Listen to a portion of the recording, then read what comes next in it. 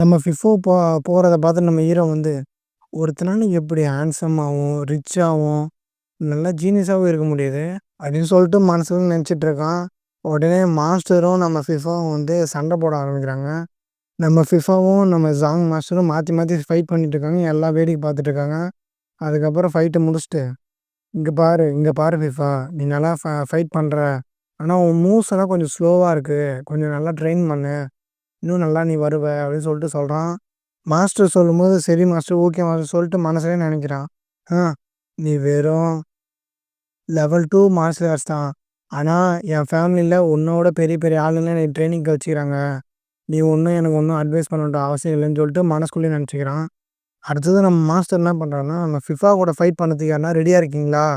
யாருனா வாங்க, நம்ம கிளாஸ் ட்ரெய்னிங் வந்து நெக்ஸ்ட் லெவல் கொண்டு போலாம்.